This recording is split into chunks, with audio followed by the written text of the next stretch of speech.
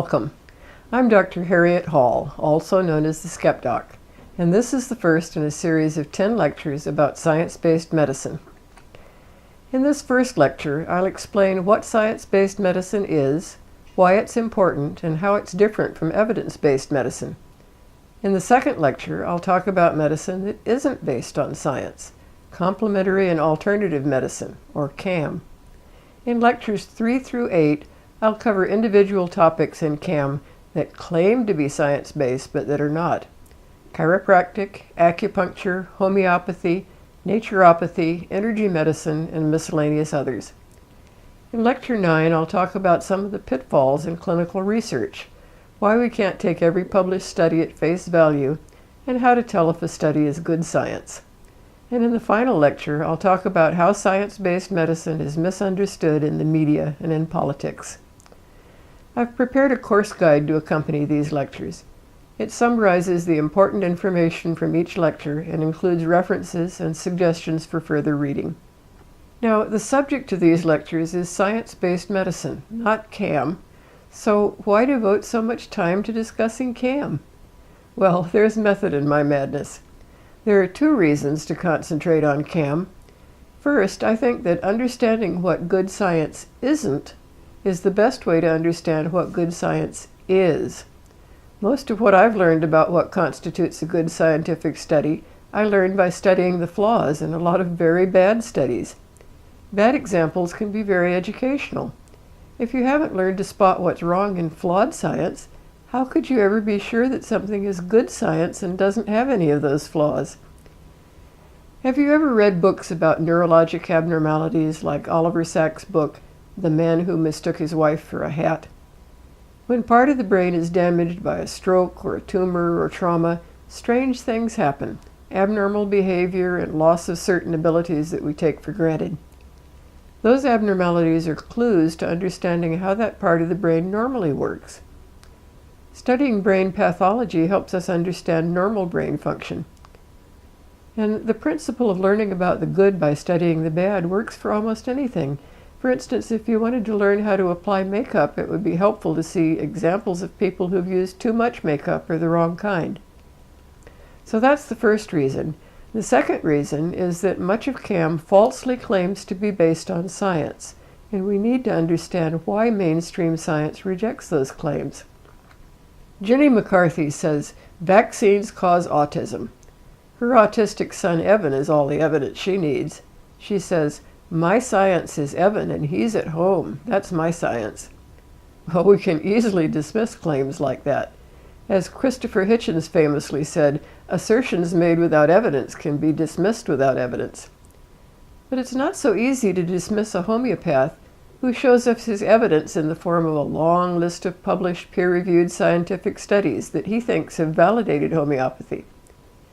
We need to understand why his evidence doesn't stand up to scrutiny. By the end of this course, when you encounter someone who's promoting homeopathy or maybe selling a miracle diet supplement through multi-level marketing, if he throws a scientific study at you and says, here's proof that it works, you'll know why his proof is no such thing, and you'll have a rational basis for rejecting his claims.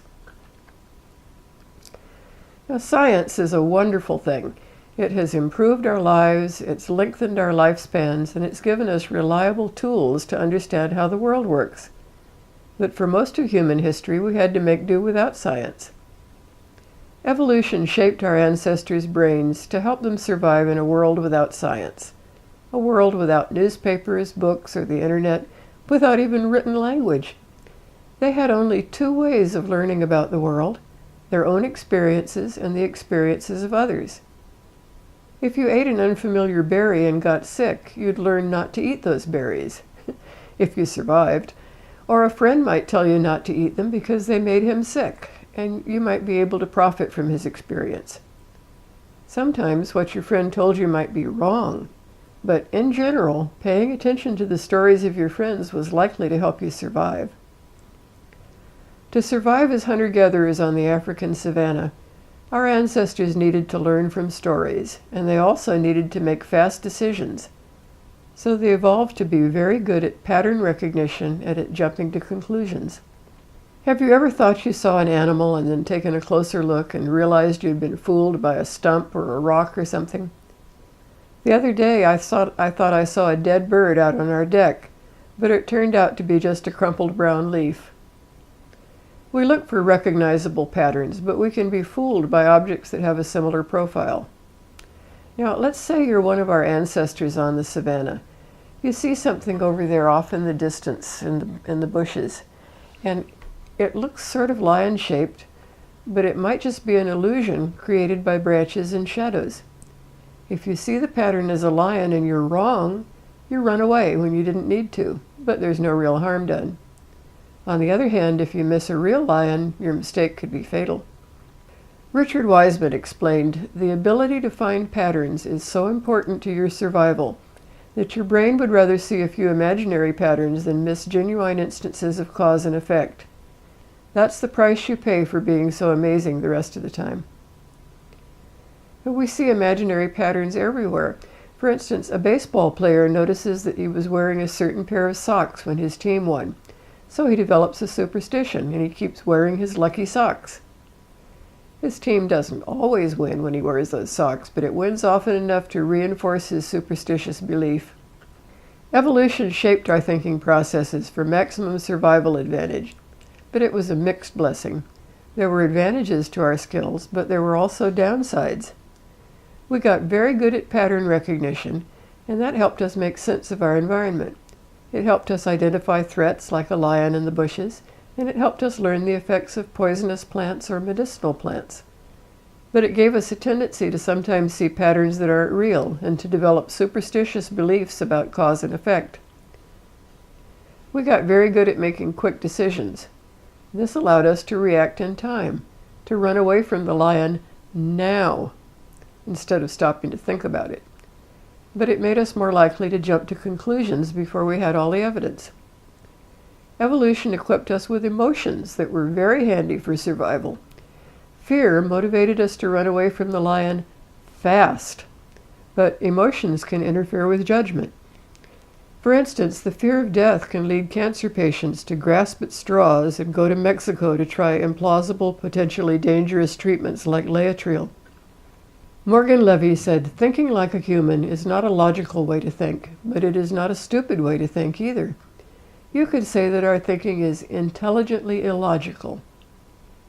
Millions of years of evolution did not result in humans that think like a computer. It is precisely because we think in an intelligently illogical way that our predecessors were able to survive. So evolution equipped us with minds that kept us alive in a pre-scientific world by a strategy of paying attention to what others told us, of seeing patterns that might not always be real, and of jumping to conclusions. Then we discovered science, and what used to be a survival advantage became a handicap. The scientific method is a marvelous set of tools that allows us to ask specific questions about how the world works and to get reliable answers. And science is a way of correcting for the kinds of mistakes our minds are prone to make. But our minds evolved to help us survive in a world without science, and thinking in a scientific way doesn't come naturally. Our minds still work the old way. We prefer stories to studies. We prefer anecdotes to analyses. If our neighbor had a bad experience with a Toyota, we're likely to remember his complaints and not buy a Toyota, even if Consumer Reports tells us that their tests found that it was the most reliable brand. It isn't logical to value hearsay over data, but we're just doing what comes naturally. It takes a lot of training and discipline to overcome our natural tendencies. How do we decide if a medical treatment works? We're impressed by anecdotes, and we jump to conclusions based on our observations. If your friend says, "Homeopathy worked for me," you want to try it. When you try it and your symptoms go away, it's only natural to assume that it really works. But sometimes we get it wrong. Your symptoms might have gone away for other reasons that had nothing to do with the treatment. You have no way of knowing whether your symptoms might have gone away if you hadn't used any treatment at all. Assumptions can be wrong. We make mistakes, and no matter how smart we are, every one of us can be fooled. Patients and doctors alike were fooled for centuries by bloodletting. Everybody knew that it worked, The medical textbooks explained how it worked to balance the humors, and everyone knew it saved lives because they'd seen it with their own eyes. But when someone finally thought to compare patients treated with and without bloodletting, they discovered they'd been killing more patients than they helped. Big oops. Even modern doctors can be fooled. Not long ago, doctors used to do an operation for heart disease where they opened the chest and tied off chest wall arteries to divert more blood flow to the heart. They had an impressive 90% success rate.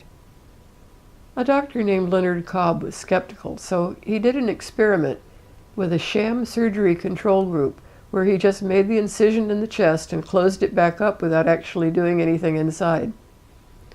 He discovered that just as many patients improved after the fake surgery. In this diagram, the two bars on the left show that chest pain improved almost as much with the sham surgery, light blue, as with the real surgery, dark blue. And the two bars on the right show that the sham surgery, light blue, reduced the need for nitroglycerin pills for pain even more than the real surgery. The differences were in opposite directions and they weren't statistically significant. Essentially, the fake surgery worked the same as the real surgery. So they thought they had this great operation with a 90% success rate, but they were wrong. When they put it to a scientific test, it turned out the operation accomplished nothing at all, except maybe to suggest to patients that they would feel better. So this was another big oops, and doctors stopped doing that operation. There are a whole lot of reasons people can come to believe an ineffective treatment works. Here are some of them. Don't bother trying to read them all now. I'm going to go over each one of them separately. 1. The disease may have run its natural course. A lot of diseases are self-limiting. The body's natural healing processes restore people to health after a time. Wounds heal. A cold goes away in a week, whether you treat it or not. A few years ago, I developed shoulder pain. I was unable to raise my arm without pain, and I couldn't reach behind my back to fasten my bra. And after about a year, one day I suddenly realized I was back to full function and had no pain at all. My treatment? Nothing but tincture of time. Whatever was wrong had run its natural course and resolved on its own. If I'd been using any treatment at the time, I would have been fooled into thinking that the treatment had worked. Even serious life-threatening diseases can sometimes resolve without treatment. Before we had antibiotics to treat pneumonia, it wasn't always fatal. Some people survived, so before we could be sure antibiotics worked, we had to compare the survival rate with and without antibiotics. 2. Many diseases are cyclical. The symptoms of any disease fluctuate over time. Fevers go up and down. People with arthritis have bad days and good days. The pain gets worse for a while, then it gets better for a while. If you use a remedy when the pain is particularly bad, it was probably about ready to start getting better anyway, so the remedy gets credit it doesn't deserve. That's known as regression to the mean. Here's what happens. Sarah has osteoarthritis pain in her knees. Here's the natural course of her pain during a random month. The first few days of this particular month, she has little or no pain. As the middle of the month approaches, her pain gets progressively worse, and then towards the end of the month, it subsides. Now, this is without any treatment. She's not likely to take any pain pills at the beginning of the month when the pain is minimal, but by the middle of the month, she needs relief, so she starts taking pills. And look what happens. As she takes those pills, the pain subsides. It's only natural for her to assume that the pills worked. But she doesn't know that she's only looking at the right side of this graph with the left side cut off. Her pain did exactly what it would have done if she hadn't taken any pills, but she doesn't have any way of knowing that. 3. We're all suggestible. Studies show that we think wine tastes better if it comes from the bottle with a higher price label. If we're told something is going to hurt, it's more likely to hurt. If we're told something is going to make it better, it probably will. We all know this. That's why we kiss our children's owies. Anything that distracts us from thinking about our symptoms is likely to help. 4. The wrong treatment may get the credit. If you took megadoses of vitamins along with your chemotherapy, You may think it was the vitamins that cured your cancer, when it was really the surgery and the chemo. Sometimes the credit is due to something you don't even realize. Maybe something changed in your life at the same time. One writer called this the spaghetti factor. You happened to change brands of spaghetti sauce at about the same time, and it was some herb in the new brand that caused the improvement. 5. The diagnosis may be wrong. You've all heard those claims that X cured my cancer. When you track down the details of those miracle cancer cures, quite often it turns out that they never even had a biopsy, so we can't know if they ever really had a cancer to cure. Even if they had a biopsy, the results could have been wrong. Pathologists have been known to make mistakes in reading the slides, and there could have been a mix-up in the lab where the sample was actually from another patient. The prognosis may be wrong. They said I only had 6 months to live, but thanks to treatment X, I'm still alive 3 years later. But doctors can only provide an educated guess about the future, and they may have guessed wrong. All doctors really knew was that the median life expectancy for that condition was 6 months. But that means half of the patients die before 6 months, and half of them live longer than 6 months, sometimes much longer. 6. Temporary mood improvement may be mistaken for a cure. If a practitioner makes you feel optimistic and hopeful, you may think you feel better when the disease is really unchanged. 7. Psychological needs affect behavior and perceptions. When people want to believe badly enough, they can convince themselves that they've been helped. If they've invested time and money, they don't want to admit that it was wasted. We see what we want to see. We may not remember accurately what symptoms we had when. We remember things the way we wish they had happened. When a doctor is sincerely trying to help a patient, the patient feels a sort of social obligation to please the doctor by getting better. And he may convince himself that he's better when he really isn't. People have been known to deny the facts, even to refuse to see that the tumor is still getting visibly bigger. In one case, a patient believed he was cured. His doctor said, "Look at the X-ray. The tumor's still there."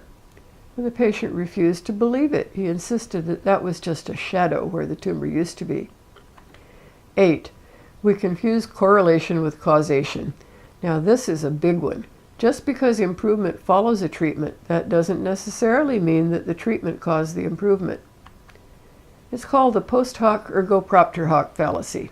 That's Latin for after that, therefore because of that.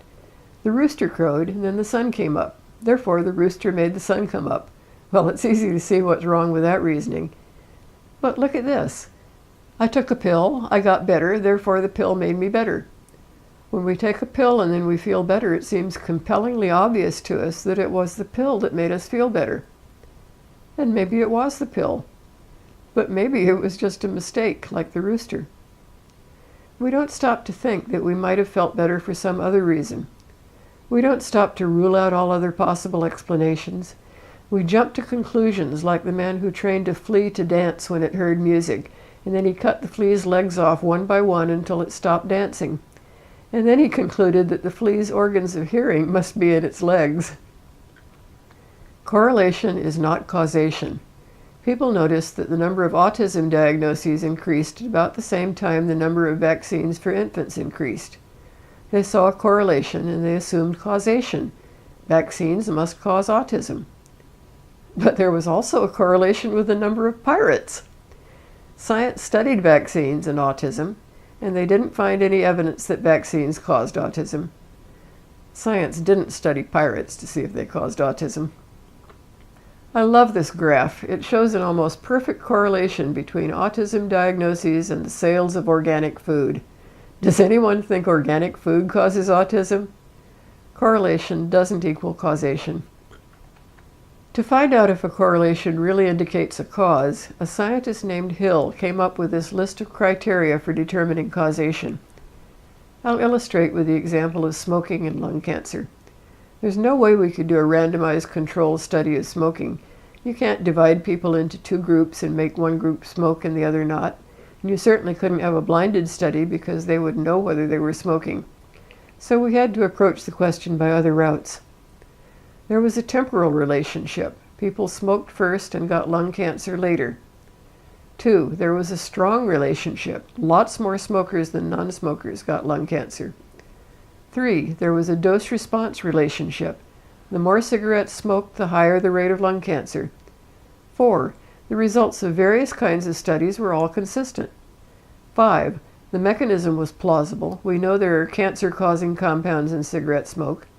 6, alternate explanations were considered and ruled out. 7, they did experiments where they exposed lab animals to cigarette smoke and the animals developed lung cancer. 8, specificity. Cigarettes produce specific kinds of lung cancers. Coherence. The data from different kinds of epidemiologic and lab studies and from all sources of information held together in a coherent body of evidence. Richard Feynman said, "Science is what we've learned about how to keep from fooling ourselves." We fool ourselves because of the way our brains work. We prefer stories to studies. We have cognitive flaws and biases. We have perceptual failings. Just think of optical illusions. And we're influenced by emotions and by psychological motivations.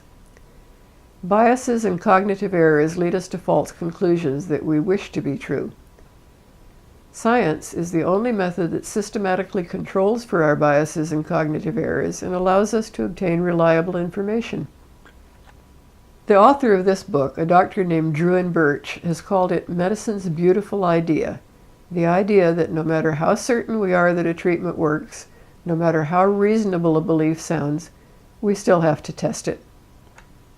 Today, EBM stands for evidence-based medicine, and it has been defined as the conscientious, explicit, and judicious use of current best evidence in making decisions about the care of individual patients. But it wasn't until 1991 that the term evidence-based medicine first appeared in the medical literature. Before that, we had other EBMs. First, there was expert-based medicine, where we unquestioningly accepted whatever the experts said. Aristotle said men had more teeth than women.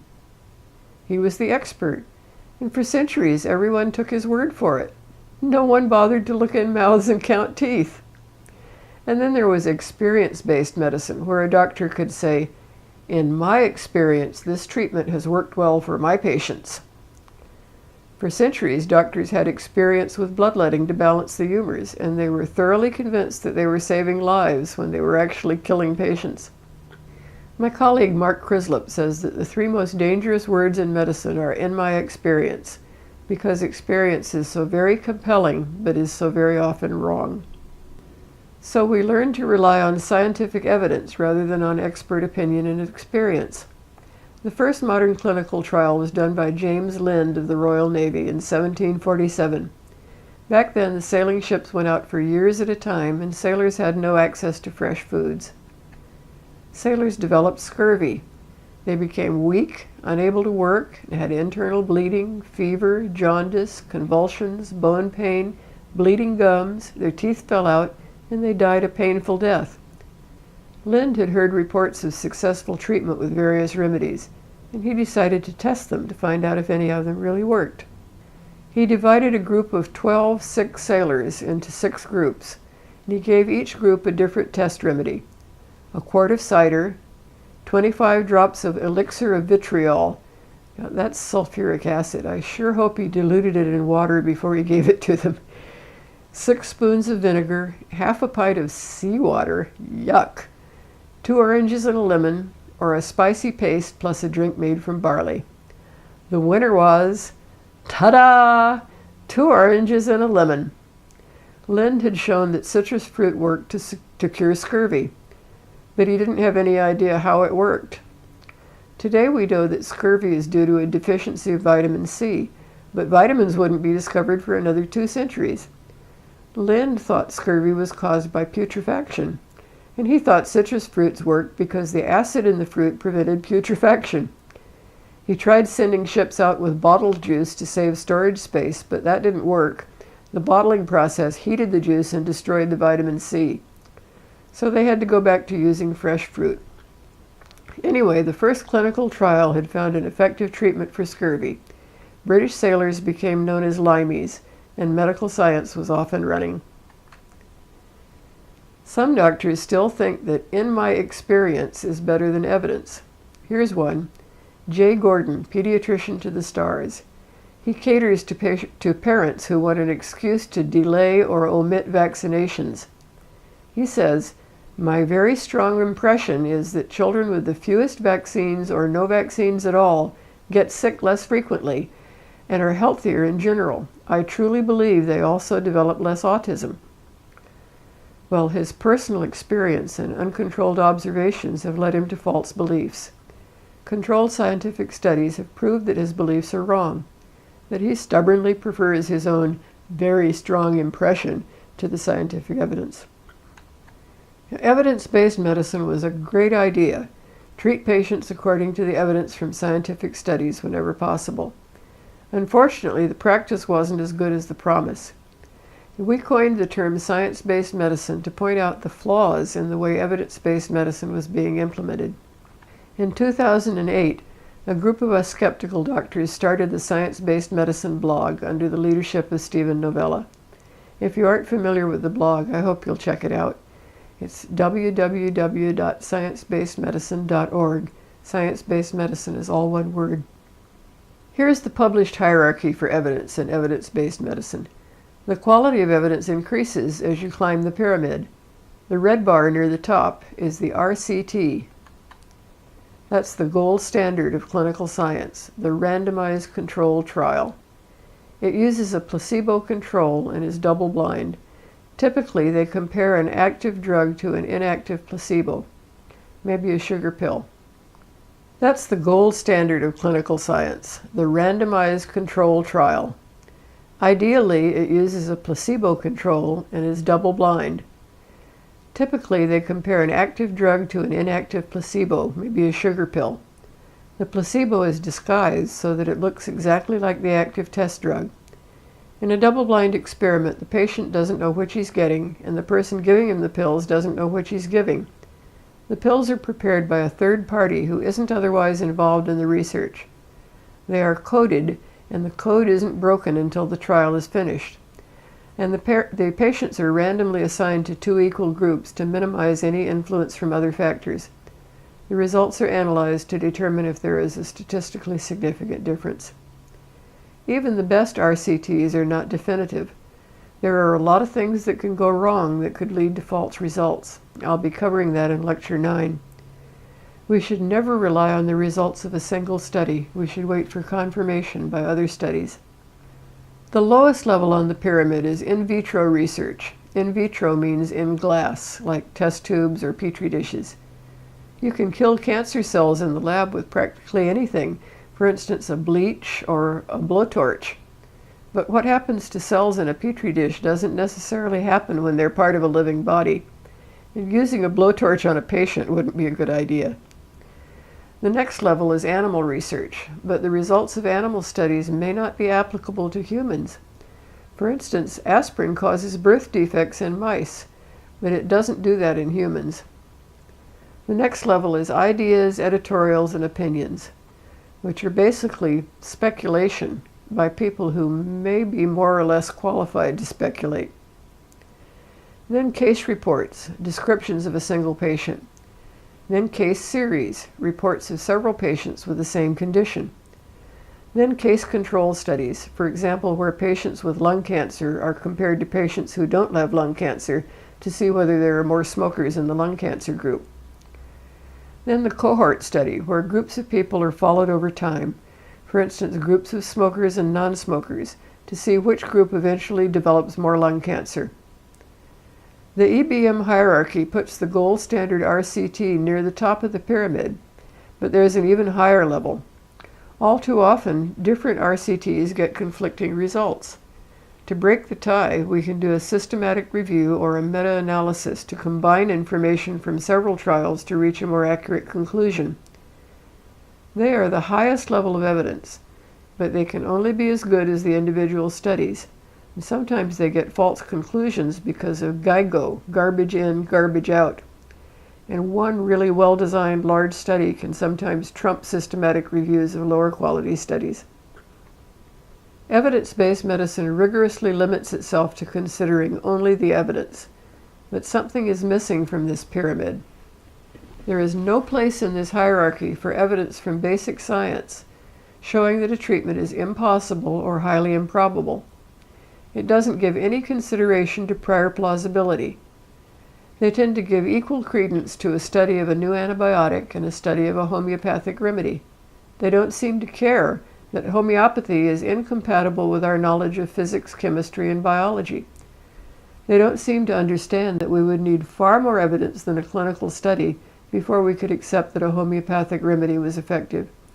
It would require a massive evidence sufficient to prove that all that other scientific knowledge was wrong. Now, we don't reject new ideas out of hand, but we do have to take prior plausibility into account. We have to require stronger evidence for things that are implausible. Carl Sagan said it best: extraordinary claims require extraordinary evidence. If I tell you I saw a robin in my backyard this morning, that's an ordinary claim. You'd probably accept a cell phone photo as evidence, or you might just take my word for it. But if I tell you I saw a fire-breathing dragon in my backyard, well, that's an extraordinary claim. And anyone with a shred of common sense would demand much more proof, not just a picture that might have been photoshopped, but something more substantial, like dragon scales or perhaps some dragon poop that could be analyzed for DNA. If a study shows that a slightly different new version of an old antibiotic works better for pneumonia, that requires an ordinary level of evidence. But if a study shows that standing on your head and whistling Dixie cures cancer, that would require a much higher level of evidence. Evidence-based medicine doesn't work well for CAM. It works on a one-tool-fits-all approach. Evidence-based medicine focuses on clinical trial results. It simply looks at the published clinical research and accepts the findings. And that works pretty well for conventional medicine, but it doesn't work well when you're dealing with things that lie outside the scientific paradigm, or when the scientific plausibility ranges from minuscule to non-existent. My colleague David Gorski said, "I suspect that the originators of evidence-based medicine never thought of the possibility of evidence-based medicine being applied to hypotheses as awe-inspiringly implausible as those of CAM. It simply never occurred to them. They probably assumed that any hypothesis that reaches a clinical trial stage must have good preclinical evidence and basic science evidence to support its efficacy." Science is a system of inquiry, not a collection of facts and not a belief system. It's not just one single method, but a toolkit of methods to figure out how reality works. This diagram shows how the scientific process works. It starts with observations, and then a hypothesis is formed that might explain the observations. If the hypothesis is true, we should be able to use it to make accurate predictions. We test to see if it does.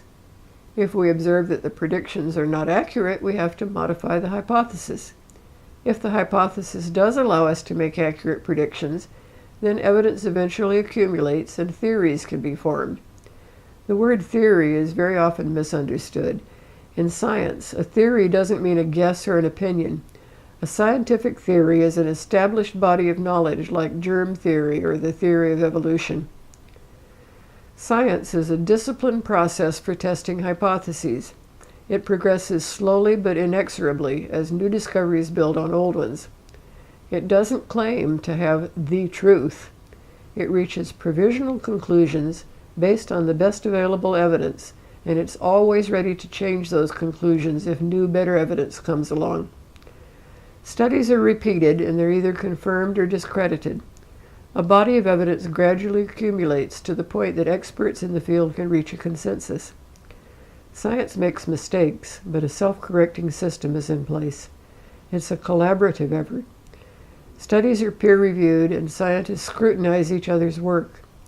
Science can be relied on to give us knowledge that works, and it can be used to make accurate predictions and to guide medical treatment. By the way, there is no such thing as Western science. There's only one science, and it's the same everywhere in the world. Some people would have us believe that there are other ways of knowing, like intuition, tradition, revelation, the stoned thinking favored by Andrew Weil, visions, dreams, extrapolation, speculation, and personal anecdotal experience. Well, those other ways of knowing have their place, They're useful when it comes to knowing if you're in love, or knowing whether you can trust your neighbor, or knowing if a picture is beautiful. But when it comes to knowing whether a medical treatment is effective, there's only one reliable way of knowing: control testing using scientific methods. Those other ways of thinking can lead people to strong beliefs, but we can't trust those beliefs to reflect reality. Only the scientific method can give us reliable knowledge. No matter how convincing a claim sounds, it must be tested before we can accept it as true. No other way of knowing shows the kind of progress that science does, with new knowledge building on old. No other way of knowing leads everyone to agree, and no other way of knowing allows us to make accurate predictions. They say, science doesn't know everything, but as the Irish comedian Dara O'Brien pointed out, science knows it doesn't know everything, otherwise it would stop. And just because science doesn't know everything doesn't mean you can fill in the gaps with whatever fairy tale most appeals to you. Science works. Science is probably the best thing humans have ever invented. As Bill Nye the Science Guy says, science rules. In this lecture, I've talked about what science-based medicine is and why evidence-based medicine is not enough. When we set out to evaluate health claims, practices, and products, we want to use the best scientific evidence available in the light of our cumulative scientific knowledge from all relevant disciplines. Science-based medicine emphasizes that some evidence is better than others. It's very aware of all the ways clinical studies can go wrong and can lead to false conclusions, especially when improbable treatments are being tested. It considers prior plausibility. It puts clinical trial evidence into context with preclinical research, and it looks for consistency with the rest of the body of scientific knowledge. In the next lecture, I'll talk about what happens when medicine isn't science-based. But it's not so easy to dismiss a homeopath who shows us his evidence in the form of a long list of published peer-reviewed scientific studies that he thinks have validated homeopathy. We need to understand why his evidence doesn't stand up to scrutiny. By the end of this course, when you encounter someone who's promoting homeopathy or maybe selling a miracle diet supplement through multi-level marketing, if he throws a scientific study at you and says, "Here's proof that it works," you'll know why his proof is no such thing, and you'll have a rational basis for rejecting his claims. Now, science is a wonderful thing.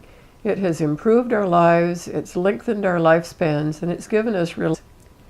In Lecture 9, I'll talk about some of the pitfalls in clinical research, why we can't take every published study at face value, and how to tell if a study is good science.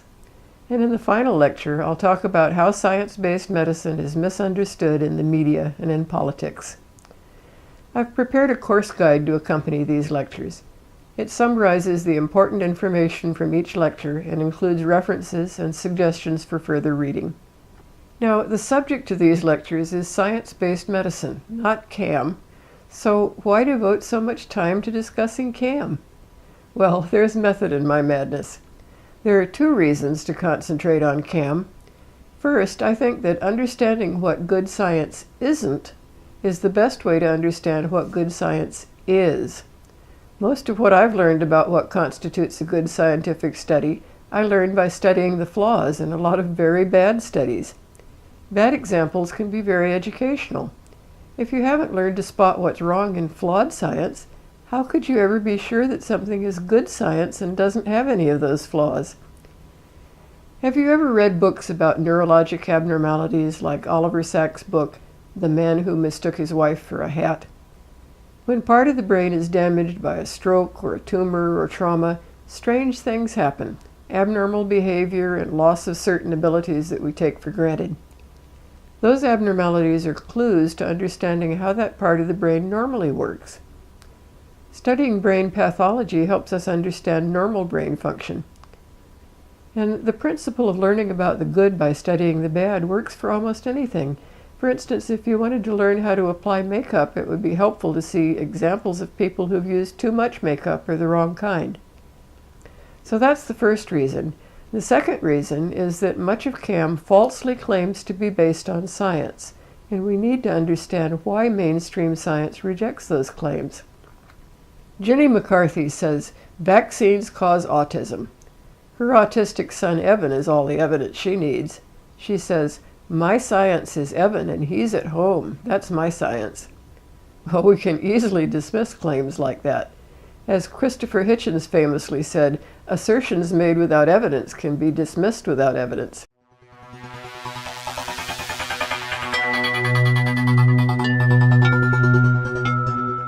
Hello and welcome. I'm Dr. Harriet Hall, also known as the SkepDoc, and this is the first in a series of 10 lectures about science-based medicine. In this first lecture, I'll explain what science-based medicine is, why it's important, and how it's different from evidence-based medicine. In the second lecture, I'll talk about medicine that isn't based on science, complementary and alternative medicine, or CAM. In lectures 3 through 8, I'll cover individual topics in CAM that claim to be science-based but that are not: chiropractic, acupuncture, homeopathy, naturopathy, energy medicine, and miscellaneous others.